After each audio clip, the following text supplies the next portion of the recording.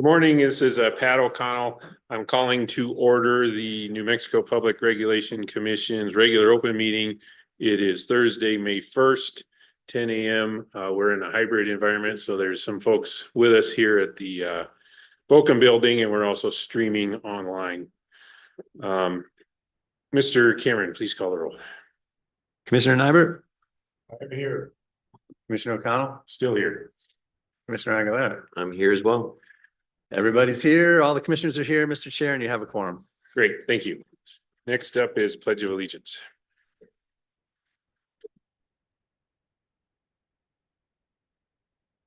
Pledge allegiance to the flag of the United States of America and to the republic for which it stands, one nation, under God, with liberty and justice for all. I salute the flag of the state of New Mexico, a symbol of perfect friendship among united cultures. Did I skip something?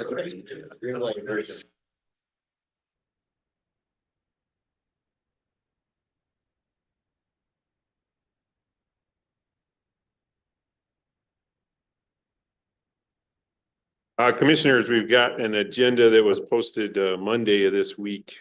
Do you have any changes you need to make to the posted agenda? None for me. I do not. Okay, seeing no changes, we'll proceed with the agenda as posted.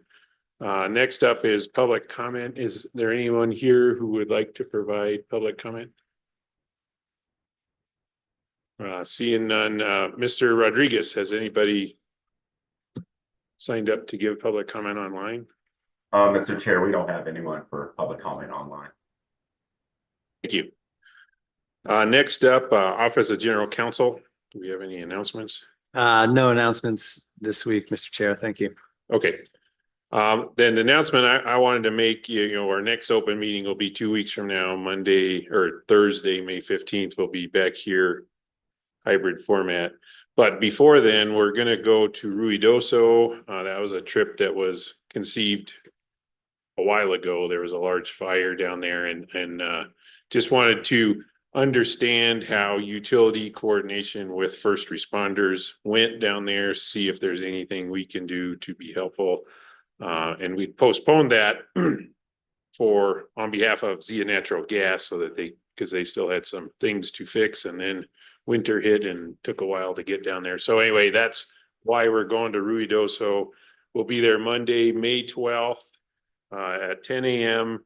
at the Inn of the Mountain Gods. So if you're interested in joining us in Ruidoso, please do. Also, if you're interested in that topic, we'll be broadcasting online if you can't make it to Ruidoso. Okay, Commissioner, did you have any other announcements? Next is Employee of the Month. I believe Commissioner Aguilera has that privilege. I do have that privilege, and I am happy to announce that the Employee of the Month for May 2025 is Katrina Smedley, who is in our Human Resources Division, and she's been with us for a little over a year and has really done a great job in that year. So I'll read off some of her accomplishments.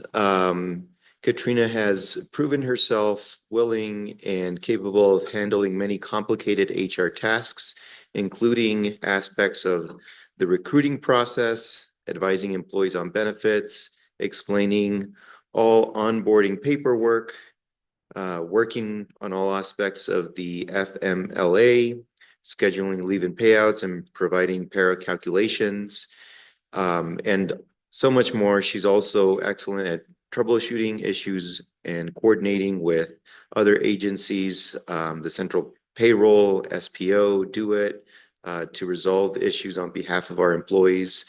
She consistently uses sound judgment and carefully considers every aspect of employment issues as they arise, and we are very lucky to have her. So congratulations. I don't think she is here, so I'll hold on to this. Here's the camera. I'll hold on to this, and Katrina, you can come grab it from my office. Thank you.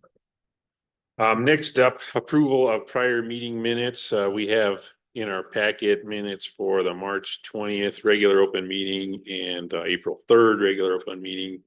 Are there any changes we need to make to the minutes as drafted? I did not. I mean, I found one minor typo and fixed that in board effect, but no changes to the minutes for me. So I'll approve or move to approve the draft minutes for March 30th and April 3rd. Second. Mr. Cameron. Commissioner Nyberg, Yes. Commissioner O'Connell, Yes. Commissioner Aguilera. Aye.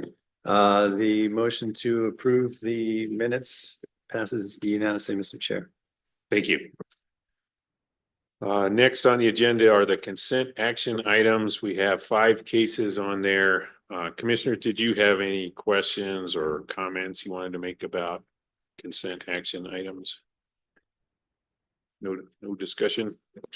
Okay, seeing no discussion, I will move for approval of the draft orders on the consent action. Second. Mr. Cameron. Commissioner Aguilera, Aye. Commissioner O'Connell, Aye. Commissioner Nyberg. Yes. The motion to approve the consent action items passes unanimously, Mr. Chair. Great, thank you. Then now we're on to regular action items, and the first regular action item is case number 18-00383 UT.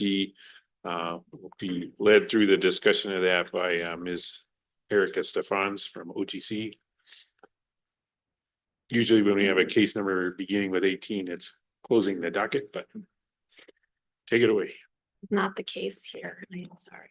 So it is an old case, so I will try to keep it the summary brief, and I'm going to start at last summer, and I'll try to fill in the gaps. If you guys would like me to elaborate more, I'd be happy to do so.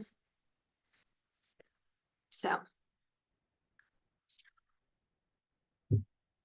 in summer of last year, the Supreme Court affirmed the commission's final order in Socorro Electric's 2018 rates case. And upon remand, the commission issued an initial order on remand and a show cause order, which requested Socorro Electric to provide an accounting for a period of about 2.5 years where Socorro Electric was charging rates other than those that the commission approved, and asked Socorro Electric to propose a reconciliation method, and asked Socorro Electric to show cause as to why it should not be fined pursuant to a Commission 2019 order, which gave Socorro Electric 60 days to charge the approved commission rates or face fines of $1,000 per day for each day of continued non-compliance. Socorro Electric filed a response claiming that they are owed $4 million in lost revenues for the period of non-compliance. And they provided various arguments as to why they should not be fined. The commission received two responses to Socorro Electric's pleading. The first response was filed by the initial interveners of the underlying case, the city of Socorro and New Mexico Tech, who filed jointly. And it received a response from staff as well. Both staff and joint respondents disagree with Socorro Electric's claim that they are owed $4 million. And joint respondents suggest that Socorro Electric's accounting is off by over $3 million. Both staff and joint respondents take exception to Socorro Electric being allowed to earn any of the lost revenues for the period of non-compliance. Both staff and joint respondents propose ways in which Socorro Electric can be held accountable for the non-compliance while holding the member customers harmless. And so that's the brief summary. And before the commission today is an order assigning co-hearing examiners and setting the scope of the hearing. The order asks the co-hearing examiners to determine the correct reconciliation amount for the rates and an appropriate reconciliation method considering the circumstances. The order denies Socorro Electric's reasoning for why it should not be fined. And it calls on the co-hearing examiners to explore different alternative ways for Socorro Electric to pay back the fine while holding member customers harmless, including exploring a disgorgement proposal and looking into Socorro Electric's liability insurance, and even exploring alternative actions Socorro can take in lieu of paying the fines. And with that, I stand for questions. Thank you for that presentation. I'll see if any other commissioners have any questions on that. I mean, I understand the order you drafted and also know there's many possible variations on that, but looking forward to conversation. Mr. Chair, I'm happy to kick it off. I don't know the history other than what I've read, but this sounds like an entity that has not only disregarded us, but disregarded maybe its members. And I noticed in your memorandum to us, you're trying to distinguish shareholders in public utilities from member customers in a co-op, but those member customers are in essence the owners of the co-op. They own the co-op.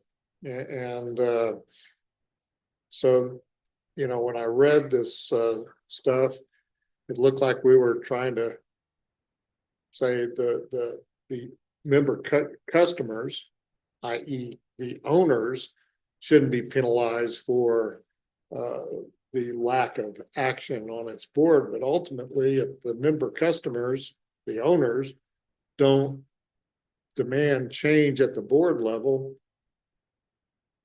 we have very little that we can do. And so my initial questions are, when we have an entity, a utility that is not responding to commission's orders properly, what ultimate authority do we have? Is it just assess fines and let it go to several $1 million, which would probably not result in a continuation of that as an entity? I suspect it might bankrupt a small co-op. But what other alternatives do we have to get the attention of and get compliance of our orders that are there to serve the public, i.e. the very members who are apparently not taking much action in terms of looking at their board or their authority, the officers that run that co-op.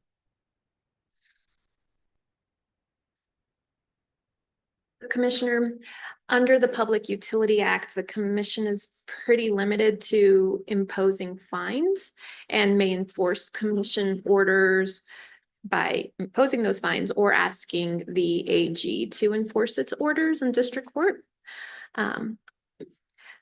So it's pretty limited, unfortunately. So ultimately, we have no authority to replace a board or to demand that the board step down or to replace its officers or take those actions. So what I'm hearing is we just have the ability to issue and impose fines that maybe another agency then has to enforce. But I suspect at some point those fines become so great that the entity is no longer a financially viable entity moving forward. And maybe the ultimate recourse is that it has to undergo some restructuring or get acquired by some other co-op or maybe a public utility to continue delivering those services. I guess what I'm hearing is that may be our only only course of action is to assess fines and let the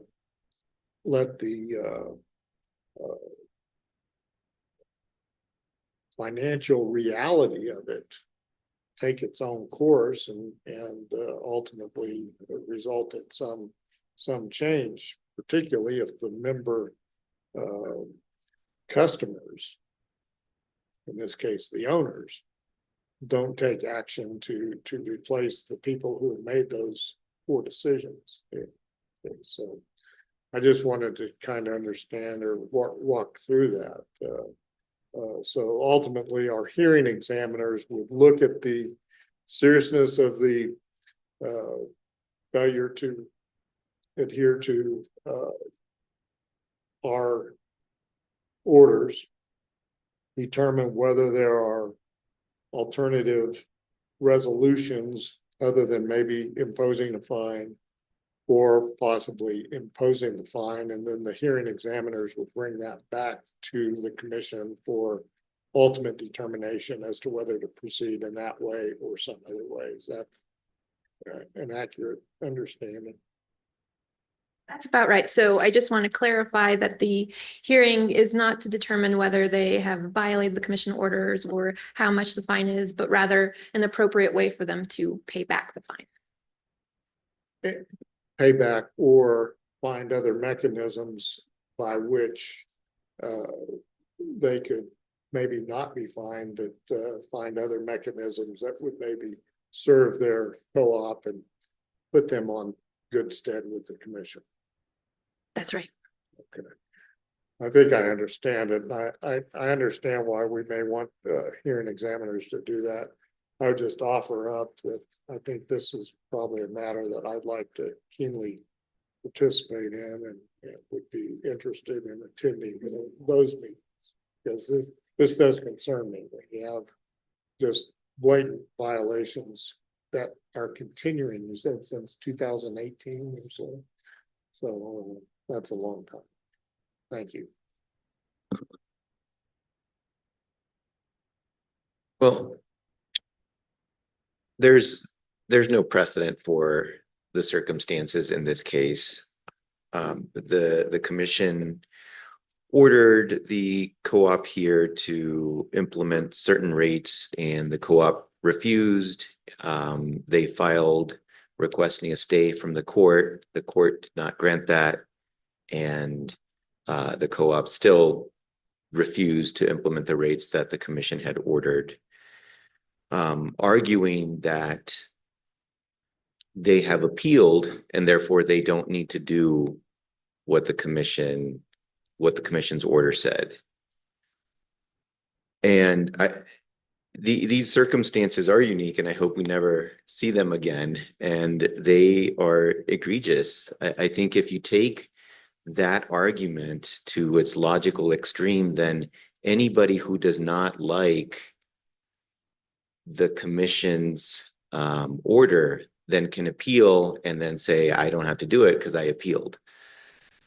And that's not the way it works. And this entire paradigm of utility regulation would never work if that's how the world actually was, where a regulated entity could choose to ignore a commission's order simply by filing an appeal.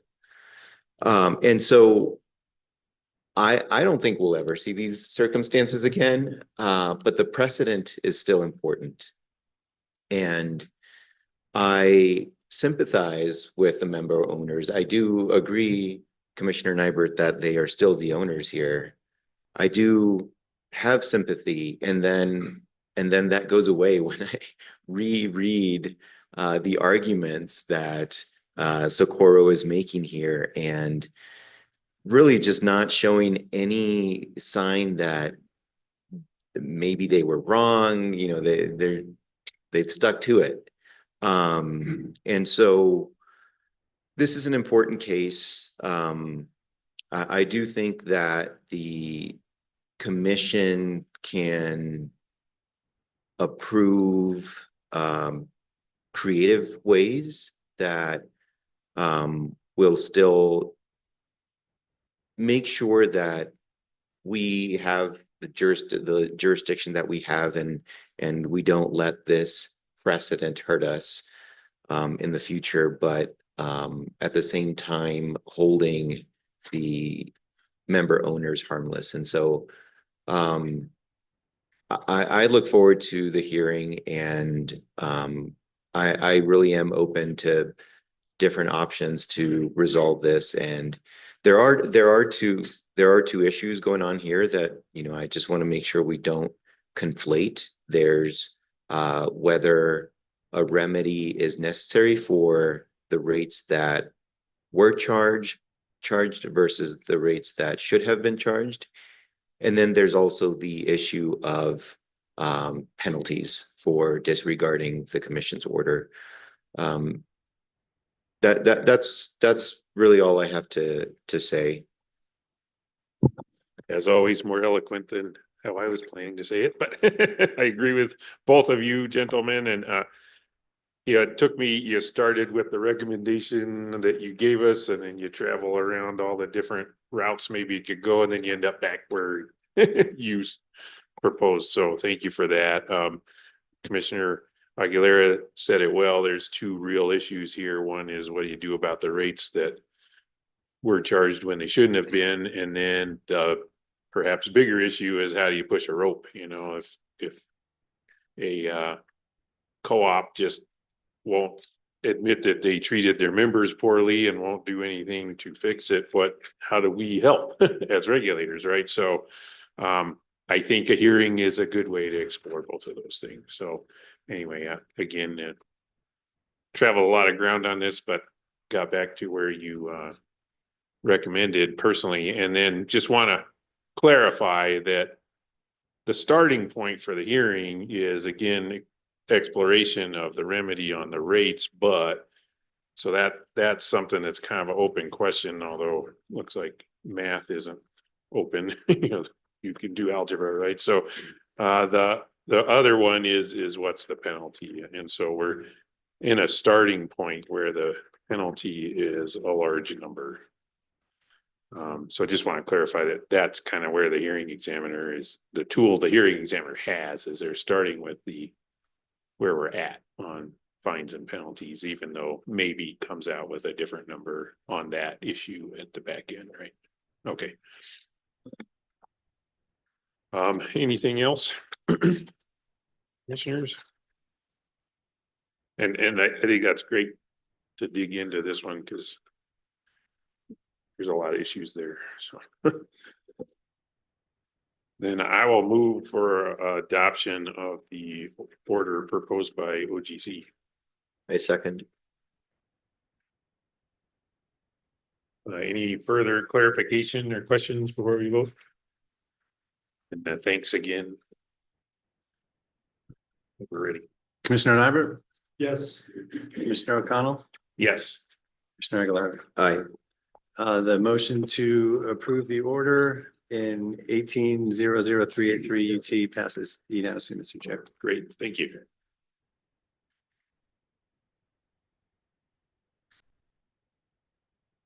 Okay, so the next issue on our regular action item agenda is a question of an appeal coming out of the New Mexico Gas Company merger case. So presentation from Mr. Fisk. Good morning, Mr. Chairman, Commissioners. Morning. I'll just keep this introduction brief since we've discussed the proposed order. The proposed order before you would require further briefing from the BCP applicants, as they're referred to here and as they've been referred to by the hearing examiners, which are the private equity funds, the general partner managing those funds, and the what would be the holding company if the merger went through, and related entities. This order would require the BCP applicants who who filed a motion for interlocutory appeal, which was granted by the hearing examiners in order permitting interlocutory appeal. this would require them to provide further briefing and also require staff of the utilities, of the commission's utility division to provide further briefing. There has been some briefing so far. Like I said, there was briefing, the motion to the BCP applicant's motion to permit interlocutory appeal, which under our rule first goes to the hearing examiners. And then there was briefing by, in opposition by staff and by various parties to the case. And then the hearing examiners permitted the interlocutory appeal on April 21st. So this order would not only require briefs of staff and BCP applicants, but it would allow other parties, interveners in this matter, to file briefs. And specifically what the briefs would be addressed to is the question of whether there are legal authorities such as cases, regulatory authorities in other states, and at the federal level, because there's somewhat of a dearth of case law here in New Mexico, as there often is because we're a small state, regarding the claimed trade secret status of the particular types of documents that are at issue. This order would note that these types of documents, such as the private placement memorandum, the purchase and sale agreement, a debt commitment letter, these are documents that are typically generated in a private securities transaction and a merger. So in their briefing, neither BCP applicants nor staff nor any other parties cited cases from outside this jurisdiction addressing these types of documents. There was one exception, which is noted in here, that was cited by the BCP applicants. So this would ask or require BCP applicants and staff to look for legal authorities addressing these particular types of documents. Now, the BCP applicants are not claiming that these documents are 100% trade secret. There's certain information within them. They filed them as publicly as redacted documents. Or they provide them to the they file them as redacted documents. So there's certain information that they claim is within these documents that is specific to their business. So this further briefing would assist the commission in assessing whether these documents should be protected or the particular redacted information should be protected as trade secret information. And this order would also find that the commission should consider this interlocutory appeal, because under our rules, even if the hearing examiners permit an interlocutory appeal, the commission can decide just to let it fade away or let it lapse after 15 days. But this order would have the commission decide to take it up. And hence the further briefing that would be ordered by this proposed order. And with that, I'll take any questions.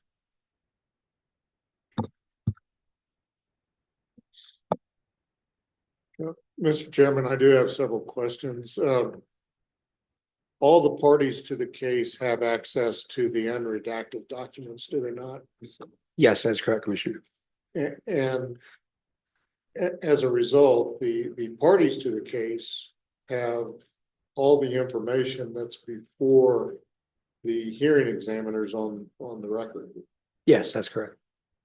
And so the issue is whether or not this information should be posted for the world to see at this particular time. Yes. And having done many deals there's always a concern that as you're in negotiations, and this deal hasn't taken place yet, so you're always concerned about your competitors getting some competitive advantage through the way you structure a deal, the way you finance a deal, the way you put together the components of a deal. And there's always that concern. So I guess my question, is it only dealing with trade secrets, or is it going to the idea that there's information that should not be revealed during the negotiations of the acquisition until such time as an acquisition is decided to move forward or decided to be abandoned? The BCP applicants have, they've couched their arguments as 100% trade secret arguments. They haven't claimed that that this information needs to be treated as confidential just for the purpose of getting this transaction through. They've said these show the way the BCP applicants do their business generally, which is what a traditional trade secrets claim requires them to do. So they're relying entirely on the state's Uniform Trade Secrets Act and saying that the redacted information has essentially permanent or indefinite value for an indefinite time period. They haven't claimed it's just for the purpose of this, that the confidentiality would be just for the purpose of this transaction. Is one of the documents that has been redacted a proposed purchase and sale agreement? Yes, I believe, yes. Yes.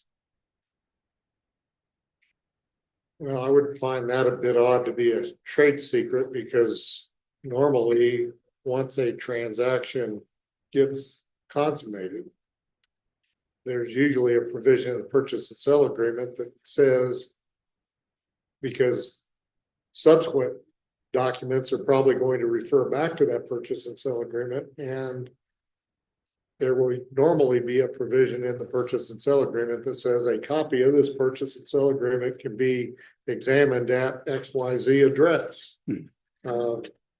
I don't know whether it would be contained in this one or not, but that would be a fairly standard provision, because your subsequent documents may want to be subject to the purchase and sale agreement, because it's going to be a document of many pages of subsequent instruments actually doing a bill of sale. The deeds and what have you are fairly short documents, so they generally refer back to a bill of sale. But I would foresee that in this instance there may be information that has been redacted that ultimately will be disclosed to the public.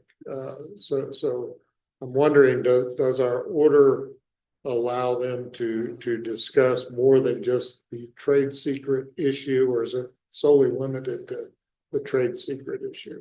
It is solely limited to the trade secret issue, because that's all that they have raised. And it's specifically asking for a briefing about how these sorts of documents have been treated under trade secret. But just going back to the purchase and sale agreements, the way that the BCP applicants are described is they've redacted the names of sponsors, which I believe are the debt financiers. There's both debt and equity involved in this transaction, and redaction. And this was actually on a different basis of this, which I believe was granted by the hearing examiners, of the cyber insurance policy limit, because that might make them more susceptible to ransomware or to an attack, a cyber attack. You know, I'm pretty sympathetic to their position, but it seems that some of the information you just described is information that, if the transaction does move forward, would ultimately be revealed. it will be known who some of these parties are. So they're saying that that's a trade secret. It's really not a trade secret. It's just they don't want it revealed at this point in time during the period of negotiation, so to speak. Who ultimately finances it. There's probably going to be documents, maybe recorded of record, that reflect their interest. If there's a mortgage, for instance, that's going to be recorded in the county records. If there's financing statements, it's going to be filed with the Secretary of State. There's going to be people who want to make sure that their position is secured. And so you're telling me some of that information that's redacted is trade secret, but it's really not trade secret. It's they don't want it revealed at this time because they don't want their cards to be shown to their competitors primarily. Public generally, I don't think cares, but their competitors certainly care. And you don't want to reveal that stuff. So, you know, what I would be looking for in the briefing is not just a trade secret, but also some ideas to really the types of information that needs to be held tight during this period of time, but ultimately it's not a trade secret. It's a market advantage, or it's a you know, the way deals are structured. I have access to these folks. You know, that may be a competitive advantage for one entity over another, and so you know, I would hope that the briefing we see go a little bit beyond the trade secret information. Well, Commissioner, we could add a question asking the BCP applicants if any of the information, if there's any information that they just seek temporary protection for, just during the pendency of the until the transaction would go through. We could ask that. Well, I would even be comfortable, I mean, even not changing it, as long as you don't view this order as forcing them to limit the discussion to trade secrets. If it forces them to limit it to trade secrets, then I would agree we probably need to allow them a little bit to discuss some of the other things, because I can't imagine. I haven't gone back and looked at all of the action, but I can't imagine everything in there is a trade secret as I would, as I know that terminology to be used. Well, and Commissioner, it's really the BCP applicants themselves who have limited it that way. That's what their motion was limited to. That's the only thing they've claimed. We could ask them if there are other bases, and we could also ask them if it's because otherwise we're not going to get that kind of information, because we have just asked. Oh, I think we might now. Well, we could add that to the bench request. Well, I mean, to the order. I think if the other commissioners are in agreement, I think we ought to do something because based on what you said, names of parties who are financing, for instance, not trade secret. That's information that at one point will be revealed. SEC may require it. Another entity may require the revelation of who's backing the financing. So it's not a trade secret. It's they don't want to give away their competitive advantage with these other relationships in that instance. And maybe some of the terms that they have there. I'm fully sympathetic to that. But I just want to make sure that they get us the information of why they don't need that information. Why we should keep that information somewhat tight, at least for the time being.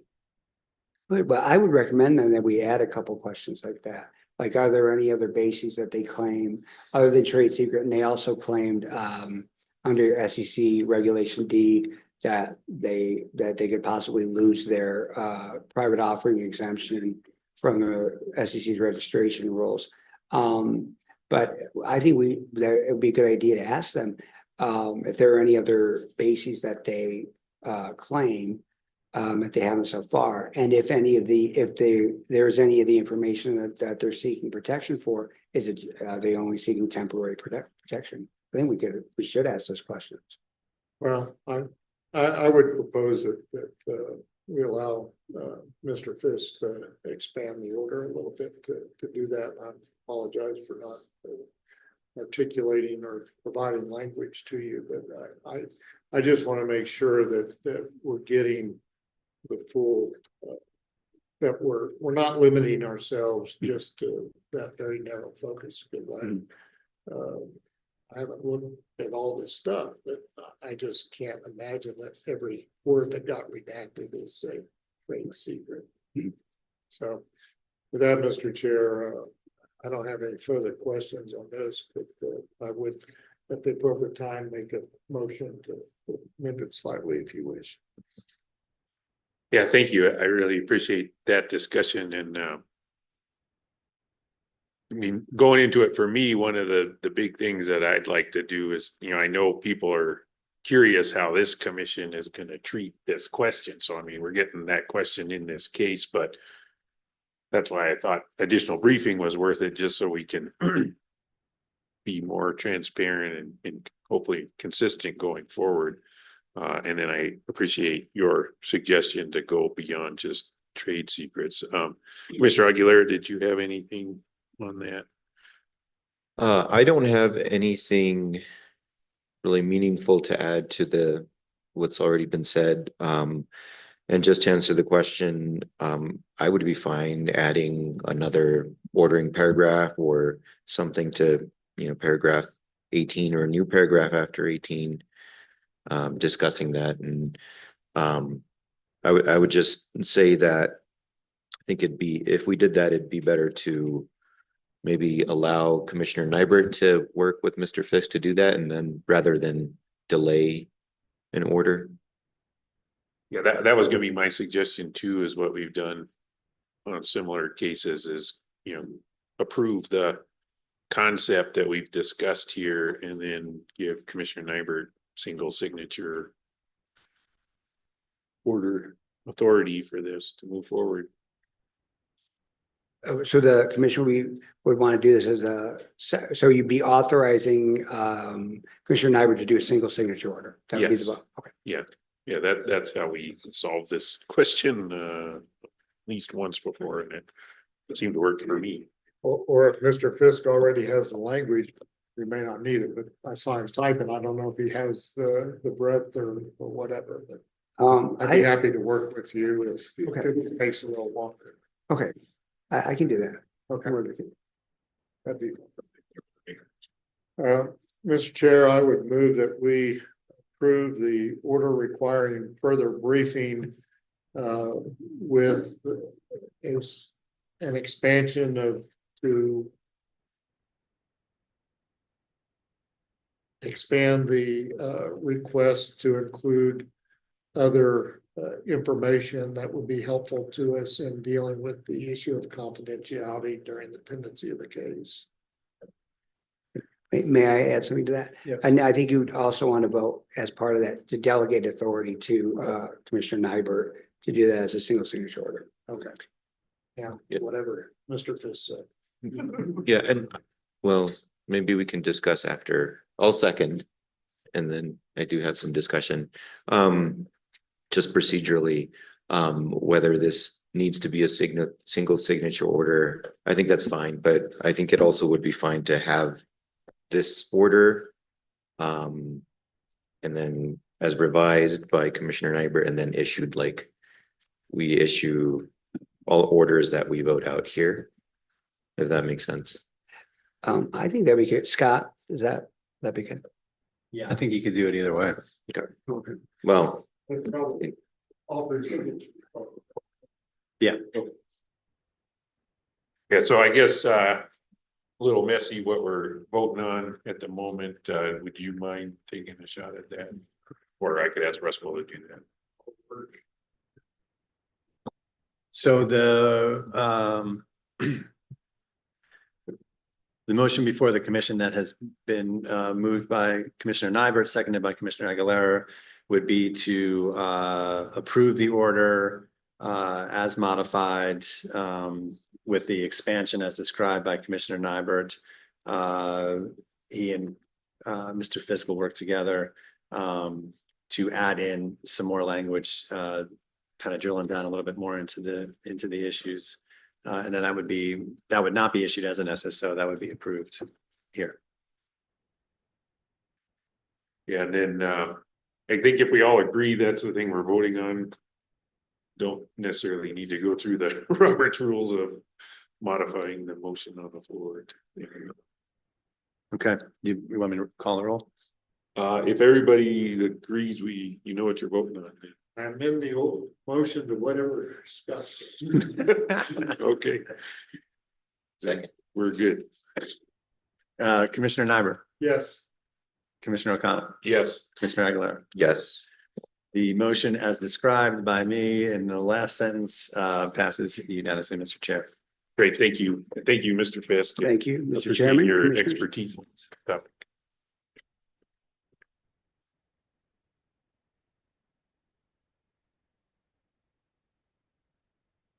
Next, we have a discussion item. This is a topic that I've been aware of for a while. It's an interregional transmission planning and infrastructure development consortium that's been working for a while now, and felt like now was a good time that, progress has been made. There are members and they're looking at things to build and buy, and so anyway, just thought that it became, the idea was ripe enough that it was worthy of some discussion at the open meeting. So grateful to have Mr. Gifford and Mr. Larson from representing the consortium, and from PNM, we have Kelsey Martinez and Lori Williams.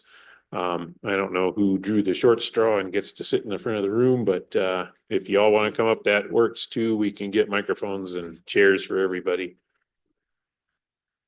In its presentation. Everybody, come on up. Yeah. We'll see how well this consortium gets along. Can they sit next to each other now?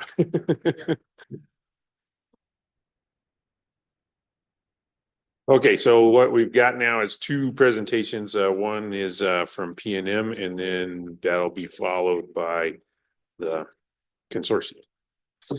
So welcome. And the floor is yours.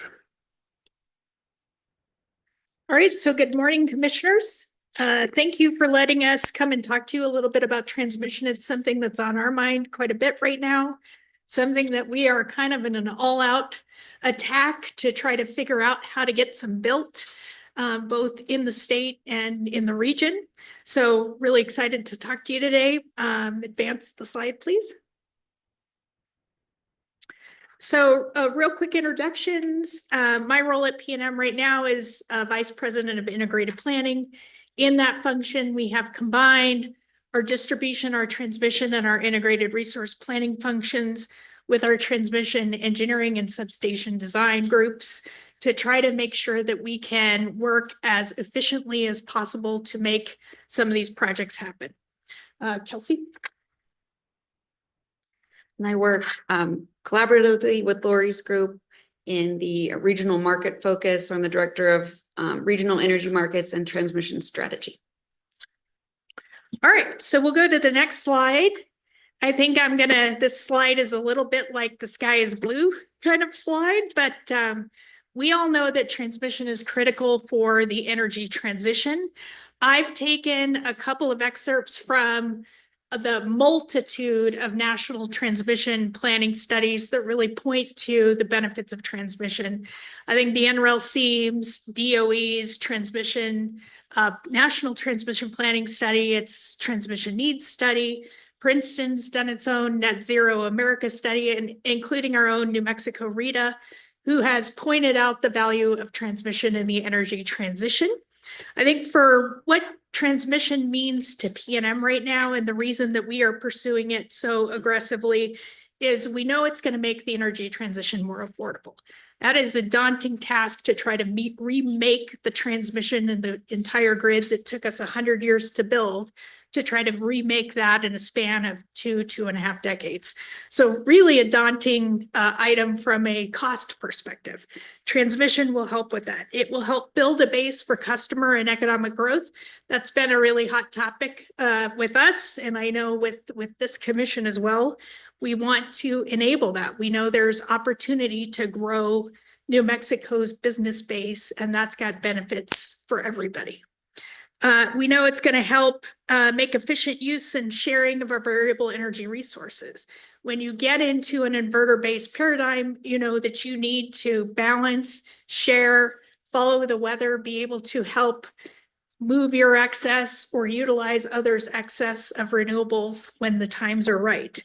It also lowers the need for curtailments because you have that access to those markets, and readies the system for greater resilience in the face of extreme weather. We know we've seen some really extreme situations in the recent past. Winter Storm Uri would be one very extreme recent, and ERCOT was very electrically isolated in that situation. It could not take advantage of assistance from neighbors in the way that really would have helped residents in Texas. So we are planning to make and pursuing significant investment. There's some slides in the appendix of my slide deck, as you can see, but we're thinking investment of about $4 billion is necessary in the state of New Mexico to enable an AC transmission system that will allow us to start to situate New Mexico to be a future renewable exporter. We know gas and oil is a really important industry to the state, but it won't be there forever. So how do we start positioning the state to be ready for that next set of industries that will be a basis for our economy here? All right, next slide. Okay, so our current transmission system, I think none of this is going to be a surprise to anybody. This is almost pulled verbatim out of our most recent IRP. But the current transmission system, we've got it built. It's sufficient for delivering existing resources to existing load areas today. But many parts of that system are fully subscribed. So we've got constraints coming into the Northern New Mexico Load Center. We've got constraints exporting out either to the west or to the east at times. And we've got constraints between the northern and southern load areas. We've got some load in southern New Mexico as well. So lots to work on, lots of hurdles to try to overcome. Our transmission and distribution systems, we've talked about this ad nauseum, but it bears pointing out, we did not design the system for two-way power flows, either at the distribution or the transmission system. And I can tell you over the course of the day, I've been P&M for 33 years. In about 28 of those years, the system exclusively flowed from west to east, the flows never changed. Now you have, over the course of a day, the entire flows of the state of New Mexico shifting over the course of a single operating day. Really, really a challenging operating paradigm. That's why, Kelsey, I don't see any gray hairs, but she should have some.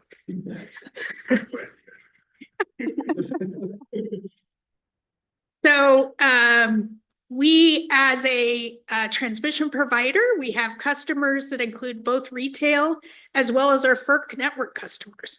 So I don't know that a lot of people understand that back in the 90s, FERC opened access to the transmission system. So we as a utility are federally obligated to sell transmission to potential customers who are interested and meet all of the FERC guidelines. So we, as of right now, have more than 50% of our transmission system is utilized by non-retail uses. People exporting wind out of the state, those kinds of things, and other customers that are not P&M's customers specifically, but we help aid in serving them through transmission service. So quite a bit of competition for time and use of that grid.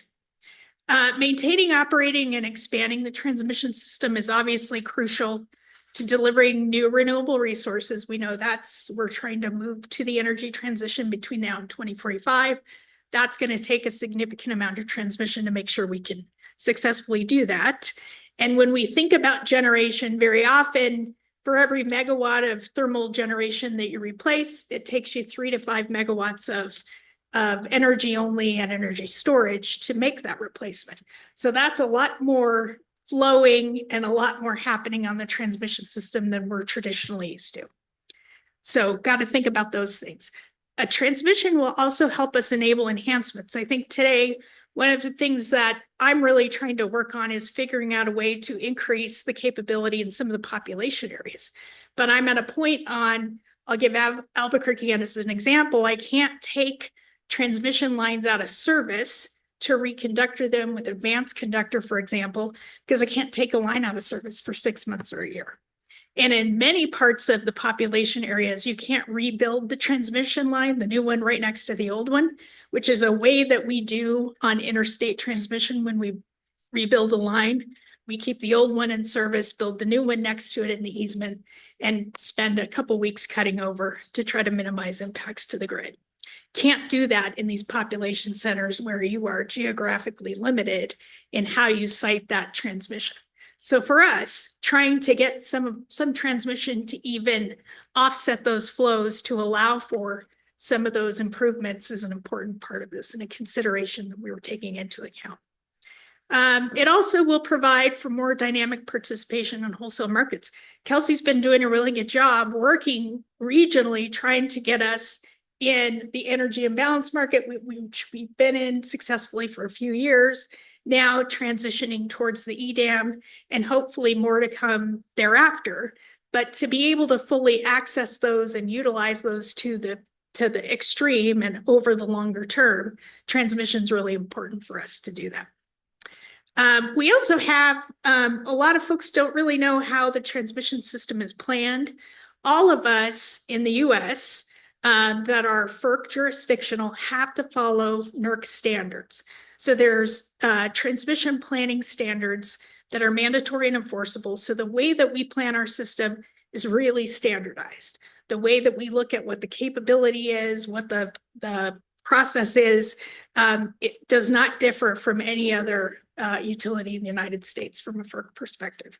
So very standardized, but so when folks think about why don't you just hook this up? There's a line there. We see a lot of that in major data centers or major generators coming to town, and that's not really how it works. So consideration of ensuring that we may remain compliant with all of those standards on both the operating and planning horizons is an important piece for all of this. Finally, I think one of the things this commission has been hearing a lot about, as have the industry been talking a lot about, is GETS. So grid enhancing technologies. I've got in the appendix of your, I'm not going to go through them all, but in the appendix of the agenda, you'll see how much juice we have squeezed out of this. And yes, I hate to call it a lemon because it's not a lemon, but how much we've squeezed out of this fruit. We've taken every bit of capability out of the system just about that we can through the use of GETS over the last 20 years. And I've got a full listing of what all those GETS are that we have deployed to try to pull that. But we're really at the point where wire in the air is the next solution and necessary. Okay, so moving on to our next slide. Thank you. So transmission development opportunities, we think about transmission development in a couple of buckets. And when you think about transmission, knowing the development time, there are things you can do in the near term and things that you have to think on a longer term basis about. So in the near term, we know that we want to increase load serving capability, and that we can do in a relatively reasonable period of time. In fact, you will have some CCN applications for you later this year for a couple of those transmission lines that will enable additional load serving in our load pocket. Load serving, this bucket also helps us integrate renewables and prepare for plant retirements. One of the things we already have to start considering is when we eliminate those load side gas plants, those are heavily utilized to help us meet reliability standards. So there are times when we cannot meet the performance standards of the system without redispatch of those gas plants. a very important part of our transmission planning all of these years. But we now need to wean ourselves off of that, which requires a significant amount of investment and thought in how we figure out how to do that and get ready for that. So those are sort of the near-term bucket priorities. Market access and resilience, a little bit of a medium term. So, you know, when you want market access, you've got to get to interconnections. So that's a little bit longer of a time frame to get transmission built from here to Arizona, from here to SPP, from here to PSCO, those kinds of things. That's going to take us a little bit longer, but something we're focused on to ensure we can enable market purchases, sales, and again, that extreme weather readiness. And then the last bucket I'll put some of this transmission investment and thought in is additional export capability. And when I talk about this, this means significant capability to get out of the system to become a net exporter of renewable energy. And I think this, when I talked about trying to figure out how we start to situate the state to have an industry that's robust and there when oil and gas eventually is not there to support us in the way it is today. This kind of additional export capability needs to start now, the development of that, to be there by the time you need it to replace the revenues that the state gets from oil and gas. So with that, next slide, please. Okay, so efforts to realize opportunities and benefits. This is an area I really wanted to highlight for all of you because I think there's questions about, well, why aren't you guys building transmission? And we are doing everything, like I talked earlier, it's about an all-out assault to try to get transmission built. But there's a lot of parallel paths moving right now at our company to try to do this. So first thing is we've done a 20-year transmission study. That study, we used a stakeholder process, made our inputs, our assumptions, our cases all available to our stakeholders in a series of public stakeholder meetings. We paid for that study. We looked at the entire state. We did not limit that just to PNM to try to give what I keep calling the decoder ring for PNM's transmission system. How can we collectively, us, merchant transmission developers, adjacent utilities, generators, whomever else is an industry participant that wants to be part of the solution, we've given them the information that's necessary for folks to start thinking about what kinds of deals can we put together? What kinds of partnerships can we form to make sure some of this happens? Because when you think about that size of investment, we as a small public utility cannot do that ourselves. We need partners, and it is helpful to have partners to make sure that our customers don't bear the cost of the full $4 billion, which would bring us a lot of capacity, but that capacity might not be utilized for a pretty good period of time. So to try to balance that out, we're really seeking those partners and trying to arm them with the information that helps them be an effective partner. So regional transmission planning, we are going to utilize the information from that 20-year study for work that Ray and Kelsey are doing. For the West Tech study, some of the other things that we have going on regionally. This is really the way that we came with some options that we can start bringing to these regional entities to say, here's some information that might help you move the ball forward. So that is all out there in your appendix. You'll see the map of all of the transmission options that were studied. You'll see the link to where we have the study published. You'll see the recordings of our stakeholder meetings. All of that is out there for your benefit and whoever else is interested. What Kelsey's going to talk a lot about our regional efforts, but engaged with West Tech, the Western Transmission Consortium, West Connect, among others. We're also in the process of doing the FERC Order 1920 compliance, which is really FERC's kind of successor to Order 1000 that wasn't so successful in helping us get regional transmission going. So very hopeful about the FERC Order 1920 efforts. And we're working very well with our West Connect partners, as well as with Northwest Power Pool and others, at CRPC Ad Hoc Committee, et cetera. We are pursuing near-term transmission line additions I talked about. We are engaged with pretty much every merchant transmission developer in the state that we know of that has planned or conceptual projects that they are working on. The reason we are doing that is we feel like it speeds the chances of us getting transmission sooner. So as you know, Sunzia, for example, 17 years in development. We don't have 17 years to try to develop these transmission lines. So we're really talking to these external parties to say, how can we partner? How can we be part of your project? How can we connect to your project? And you'll see that some of that information in the 20-year study as well. We're engaged with New Mexico RETA. RETA and PNM are now meeting quarterly just as an engagement to try to share information. They are approached by a lot of folks. We're approached by a lot of folks trying to share that information, and both of us are working with the latest and make sure that we are keeping that communication loop continuous between the parties. And then finally, performance and joint studies with utility partners. So we're right now engaged in, again, funding from both companies, proactively joint studies to try to figure out if there are some solutions that help us in a particular utility to the south of us. All right, I'm going to pass it from here to Kelsey to talk a little bit more about our regional efforts in detail. Thanks, Lori. Thank you, commissioners, for having us here to talk about transmission. I hope it's a subject that we're in front of you many times going forward about, given its importance. I know from being in the same meetings with you all that you understand the importance of transmission for the nation. I also believe you really understand that New Mexico has a unique opportunity to benefit from transmission development, given the design of our grid for a very small load center and just the increasing awareness and realization of the resource potential in our state.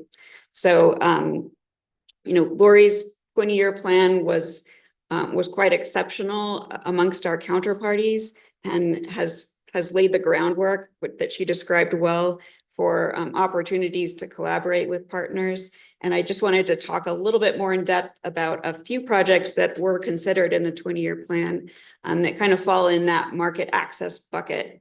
So you are aware of them, but there are merchant lines already near completion of construction or with very high probability of materializing and being constructed. And we're in close engagement with those projects because we believe that, connecting to those lines is going to provide customer benefits that wouldn't be there without it. So these type of lines are ones that are designed to really take renewables from New Mexico, wind and solar, and deliver them to larger load centers outside of our state borders. Those are going to happen with or without our involvement, and alone they are beneficial to our state. They're generating tax revenue, they're generating jobs.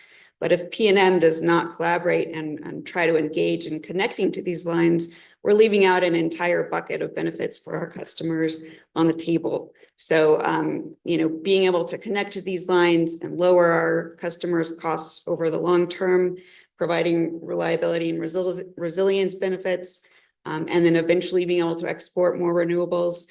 It's really these lines that have ended up in our front yard without our development at all that we need to focus on the near term and connecting to. So I'll, I think. Change this. Oh yeah, sorry. There you go. So the idea here is that, in the long run, New Mexico will really benefit from owning part of the delivery system that's feeding the rest of the West or the nation with power. So I'll shift a little bit to focusing on emerging Western markets and just how this plays into it. Because that's my role with Lori's team, is bringing that strategic component to transmission development in our state. So the way I really like to think about transmission ownership and why it's important to actually own transmission as an asset is that really is market neutral. So no matter what market we are in or what market our neighbors are in, if we're an owner of part of that delivery system, our customers are going to benefit. And part of that is obvious with market connections and access to lower production costs, but part of it is more complicated.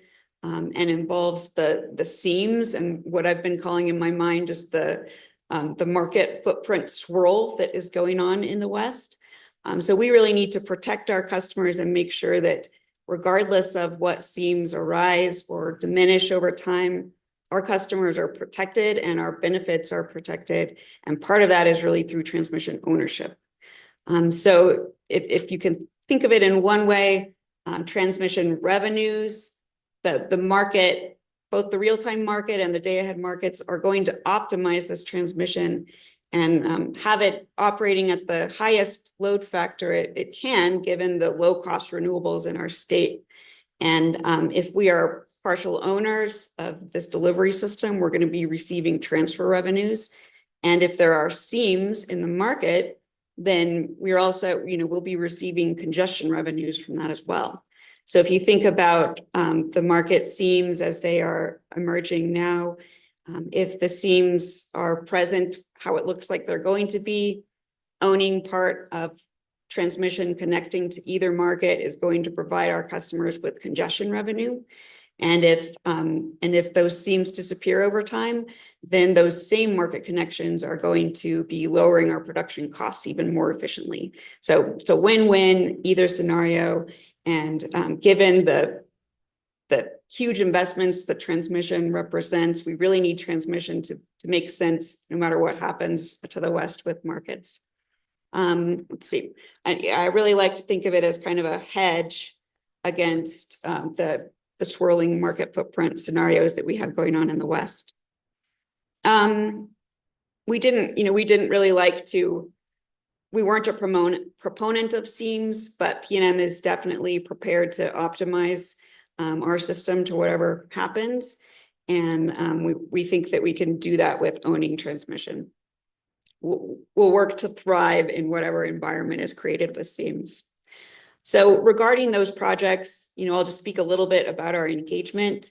We have signed an MOU with one of those projects. We have regular standing meetings for both the commercial aspect and the technical aspect of these line connections. We also have technical studies for various projects that are currently underway, already in progress. So you'll hear more about them as we make progress and come to you with filings, but we are tackling those projects that have landed in our front yard and can really capitalize on the opportunities for our customers with those connections. I just wanted to mention a little bit about affordability and how just two different regional efforts really drive that, and that is our focus. You heard the price tag, $4 billion is what's estimated.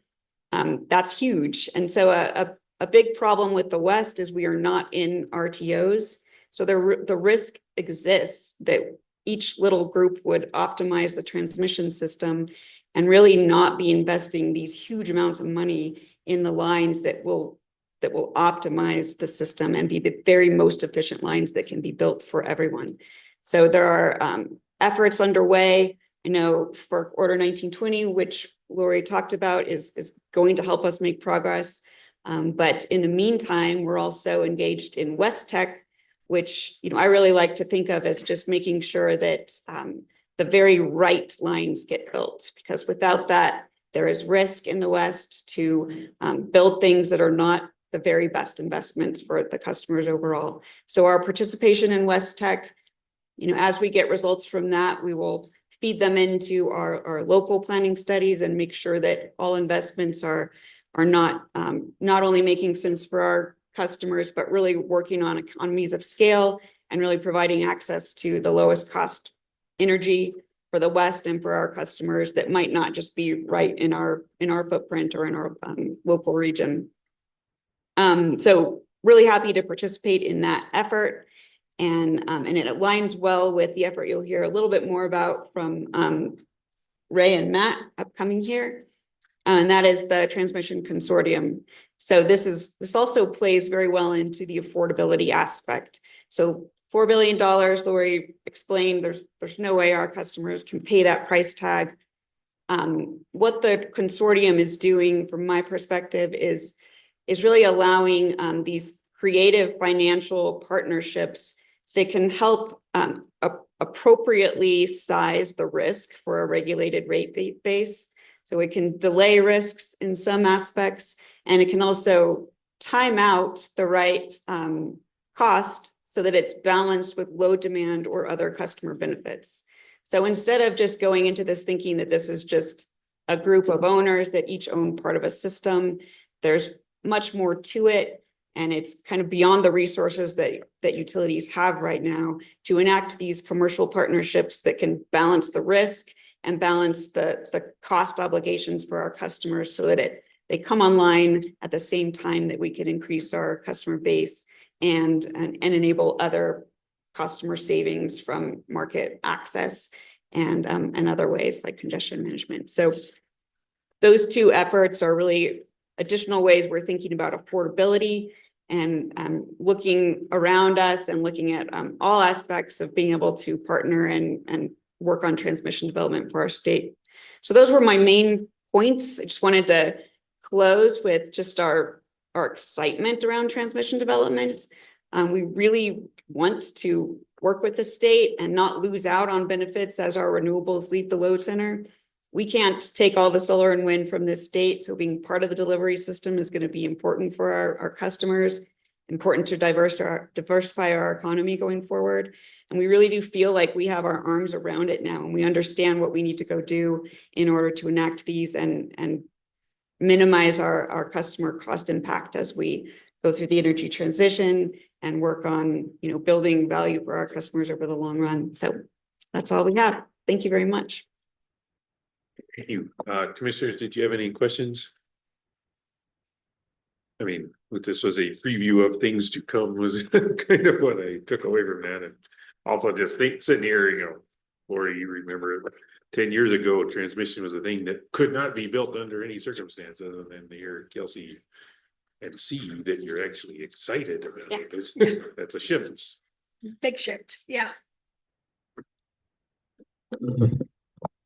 Well, thank you for that presentation. I really appreciate hearing the different efforts that you're undertaking. And this is also something that I've been involved in a lot recently with Order 1920 and, talking to other Western commissioners about the opportunities, I would call them, that commissions have to be engaged in transmission planning, and then also going back to it's a lot of what I did at my prior job was transmission. And I think you make a compelling general case for why customers will benefit. And I don't think you'll be surprised to hear that, you don't have to try very hard to convince me that the benefits exist. Obviously, the right lines have to be selected, and the details will matter there. But just generally speaking, this state has a lot of potential, and you need more transmission to be able to unlock that potential. So thank you for thinking about it. I also really appreciate you mentioning affordability, because that is the other side of it. If we had unlimited resources, then this probably would have been done a long time ago. But affordability is an issue, and the transmission is not free, and somebody has to pay for it. And so I appreciate you approaching this problem with that affordability problem in mind. And so one question that I have is, maybe if you could help me clarify for just a regular New Mexican how they benefit. So, they will be paying for this transmission. I think one of the things you mentioned is if you partner with like a merchant transmission provider, for example, that merchant then is financing part of the line. So ratepayers don't need to finance that. But you also mentioned congestion, and then you also just mentioned revenues from third parties that are using your system. So can you kind of help me tie how that helps the customers? Yeah, I'll start us off and Kelsey, you add. Think about it. I always use the road analogies. Think about a transmission line as effectively a toll road. If you have an asset like that, you have the opportunity to really offset the revenue requirements of that asset that would in part go to your retail customers by having those third parties pay the toll to travel on your road.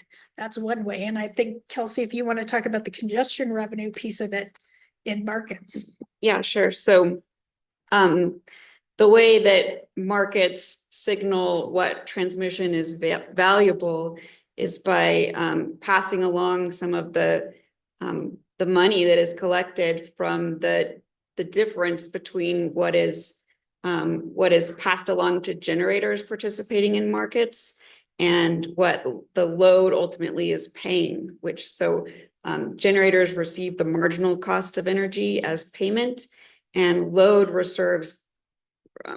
pays that price plus whatever transmission was required to bring on the generation that served that load without transmission constraints being violated. So every single market dispatch period, there's a bucket of money collected that is the difference of those payments. And if you're the owner of a pricing node and the transmission surrounding that, then you are allocated money from that bucket of money from the markets. And all the markets work roughly the same way. There's a lot of focus on that regionally right now. So we're paying attention to that. But no matter what, being an owner of that transmission, when it binds, is passed along to customers and helps lower the cost of energy overall.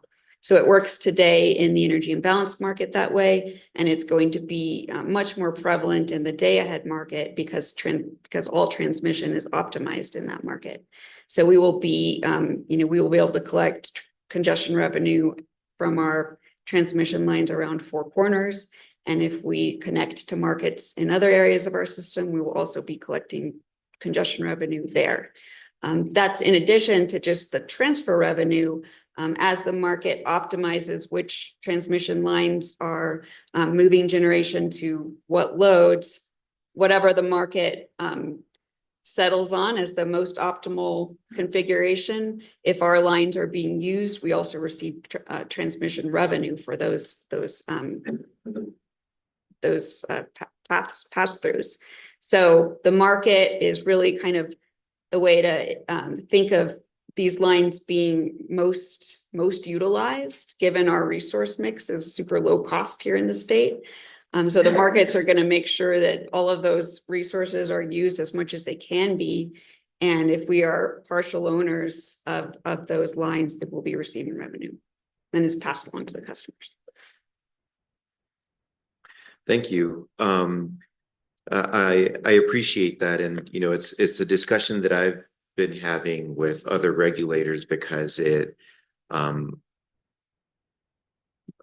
think that the recognition that the ratepayers are not, the native load is not paying for all of the investment is easy to miss, right? And then so you end up thinking, oh, my utility is paying this much, and so therefore my customers are paying this much. And it's not exactly like that, and I agree. And I mean, at the end of the day, ratepayers are paying for all of it, but I'm concerned about a certain pool of ratepayers, not all of them necessarily. And so there's this plan. There's a lot of transmission here. It's not that easy. What are the biggest challenges to this plan coming to fruition?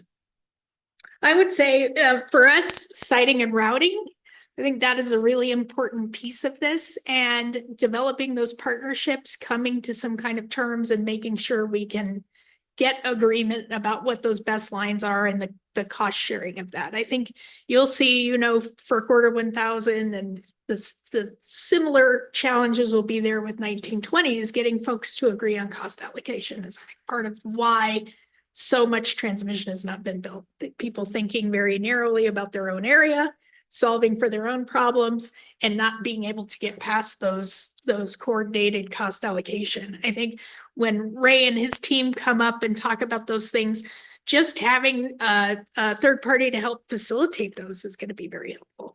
I think some of the efforts, we were meeting with a few different state agencies yesterday, the efforts locally to try to work on permitting and siting and streamlining those efforts can be very helpful. I think as you go to different counties and have different rules about what it takes to get something permitted, makes it really challenging to try to solve for that patchwork of trajectory that you're going to try to get through. So those for me, the siting and routing is probably the most daunting.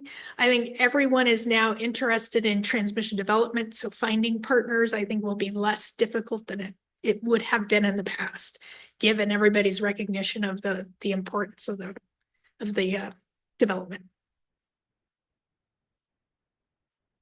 And then in terms of, well, just to be clear, this 20-year transmission outlook, is this local transmission, or are some of these lines considered regional? Well, I wouldn't probably consider any of them regional. I think the point of this was to develop a plan for the state that could then inform the way we looked at, I'll give you one example, is the line going up the eastern side of the state. We looked at what neighboring entities were doing. So for example, PSCO is building the power pathway. We know that is proposed to come down and terminate at the Longhorn station. So our thought was, let's start piecing together the puzzle pieces across the region. So we looked at connecting to that backbone down the eastern side of Colorado. The hope is that when folks see what really works for New Mexico, they can start filling in those gaps, and through our regional efforts, bring those options forward and start trying to match up the corollaries in the other states to create a regional project. Okay, and then can you talk about tribal lands and whether any of these lines are passing through tribal land and kind of the engagement there? Yes, some of those lines will pass through tribal land. I will tell you, as a part of our siting and routing study, which has been underway for the couple of lines that we are building or planning to build in the very near future, tribal lands are not even involved in that, but we are engaged with tribal neighbors to let them know what we're thinking about, to get their thought process, their input, and to show them modeling of what that visual impact will look like, those kinds of things, in an effort to be a good neighbor. As we get towards trying to actually site and route lines that go through tribal nations, that will be an even more concentrated effort to work very early and regularly with those counterparts to try to make sure we can come up with plans that work for both sets of folks. Thank you.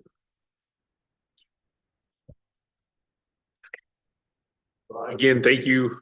Felt like more than I bargained for, but it was very timely. So thank you for that. And then unless you had something else, we'll turn it over to the Western Transmission Consortium. And yeah, while we're changing seats, feel free to take a break.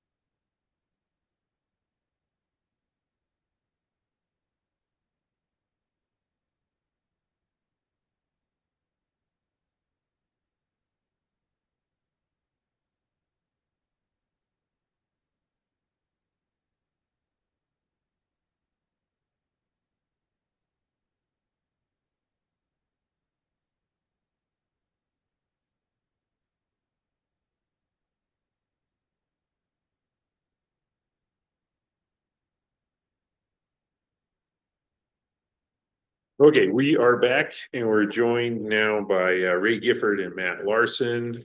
They're gonna explain to us the Western Transmission Consortium, which we heard a little bit about from Kelsey at TNM. So take it away. Thank you, Chair O'Connell, Commissioners. We appreciate the opportunity to appear in front of you today. We're here to talk about what we think is an exciting new institution that is going to facilitate investment in transmission across the West. That, as you know, and as an old regulator, has not really come to a stunning success historically in the West, but we think now the time is ripe. The stars have aligned to make, investment in transmission, both first and foremost beneficial and affordable to customers, but with the political and public support to really get things done in the West that have not been done previously. So the genesis of this idea, if we could go to the next slide, is that we've had underway in the West and the emergent in the West institutions to handle specific problems. So the resource adequacy problem was handled and is being handled by the Western Power Pool. And that's a perfect bottom-up example of an institution coming into being to meet a specific problem. We have the markets bucket of institutions that are proceeding at their own pace and in their own way. Maybe not always in the most optimal way, but they're proceeding. We had first the imbalance market. Now we have the day ahead markets coming into being. What we never had in the West is an institution aimed at building interregional transmission. We've had, as Lori talked about earlier, multiple planning studies, and we have planning studies currently underway with West Tech, and we'll talk about how we're coordinating and working with West Tech. But we've never had an institution that was devoted to actually looking at building interregional transmission. And that's what we're actually, I used to say we're seeking to put together. It's actually, I think we can say now, we've put together. And we're going to talk to you about where we are and who's in it and what we're doing. Next slide. Yeah, so before we kind of go into number one, thank you for the opportunity to be here. And before we kind of go into the participants and the different types of entities, there's a few core values that we've kind of created as the foundation for the consortium. And the first one of those is accountability, right? The consortium is accountable to customers, it's accountable to regulators in terms of providing the benefits from transmission that would come out of the consortium process. The second one I think is really key as we see, load growth changing. We're kind of in a new paradigm from integrated resource planning and the infrastructure needs across the Western US and really across the country is collaboration. And how do we bring different business models together, different business models that have different risk appetites to, bring them into structures where they can invest in transmission alongside each other. And I think that's a little bit about what Ms. Martinez and Ms. Williams were talking about this morning. And then the third part to Ray's point is acceleration. Trying to put in place something where we can get everybody in kind of the same structure, collaborating on potential projects, and we'll be talking about the curation that we have going on now, but it's really to accelerate the building of that transmission. And to the West Tech comment, I think there's a great opportunity for this to pursue alongside West Tech, but ideally we can, form this institution in a way that once projects are identified through West Tech as, being a beneficial project or being something that can advance, that's something we can pick up in the transmission consortium and try to advance more quickly with really a focus on investing in building. We can flip the next slide. You want to cover it? All right, this is me. So in terms of building from the values, we talked about collaboration. We talked about different business models. So who are the participants? Independent transmission companies are a group of participants. They bring a different risk appetite to the table. They have capital ready to deploy. But the idea is to really have them deploy capital into projects that load serving entities have identified that they need, right? So this is not just merchant, throw a line out there and see what happens. It's really designed to be coordinated through a planning process. Second category, investor-owned utilities. The presentation from PNM this morning, I think, is indicative of how investor-owned utilities can participate in certain types of projects. And then the third one that we want to bring to the table as well and have brought to the table is public power. Public power in a lot of jurisdictions is structured a little bit differently, but their members still have needs and their members still see benefits. So the idea in the consortium structure is to not only look at projects, but also triage amongst the different participants to try to find the best mix and the best syndication of participants to invest in a particular project. Not everybody's going to invest in every single project. If there's 7 projects and 15 participants, we would syndicate the participation into a specific project company for each asset based on costs and benefits of the project, cutting that up accordingly. And the idea would be to have multiple load serving entities, but also an independent transmission company in that project as well. So in that way, we've kind of blended the different business models together to advance it. We can go to the next slide. Yeah. I think that's a good corollary. So the asset class that we're going to be looking at, I think, is important to align on. This structure is not designed to build every single transmission project. You look at the 20-year plan that was previewed earlier. We're not going to deploy project companies to do every single one of those. Really, what we're trying to do through this structure, and I've already kickstarted a process of, is looking at integrated resource plans, trying to get the integrated resource plans to talk to each other, try to figure out mutually beneficial projects for multiple loads based on the IRP that they're doing, and allowing and taking those projects and then syndicating investment across them. And the bottom line of the slide there again goes to, this is not everybody takes a pro rata share. We syndicate the investment based on cost benefit analyses, but also affordability, right? Trying to look at revenue requirement impacts across multiple loads, try to figure out what the tolerance and the bandwidth to be able to do something is there. So I think for the first curation, which Ray will be talking about shortly, we'll be looking at smaller projects to kind of get off the ground, proof of concept, but also that provide ideally significant benefits to the customer, so it would take power off of it. And we can go to the next one. Yeah, so here's where we got here, and here's making a little bit of news, I hope.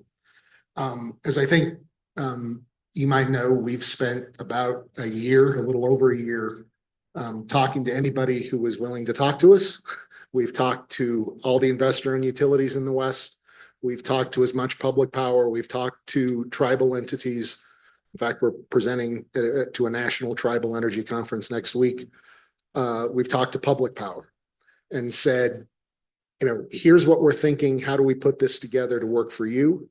We've iterated. We took feedback from the different business models. We took feedback from the different regulators, and came up with a process to pursue projects with urgency. And really, that's kind of the watchword, which is we want to build, and we want to build with urgency. We can't have, as Lori Williams was talking about, 15, 20-year timelines to get major transmission projects built.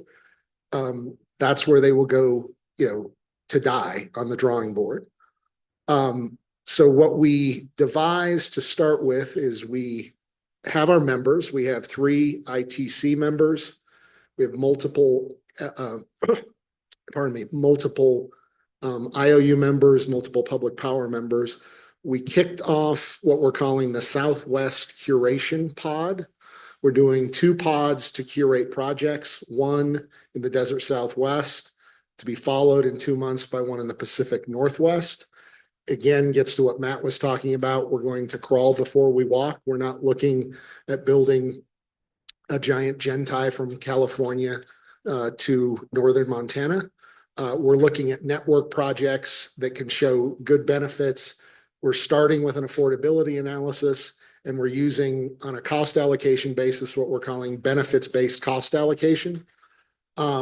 Friday in Salt Lake, WEC was kind enough to host our Southwest Curation Prod.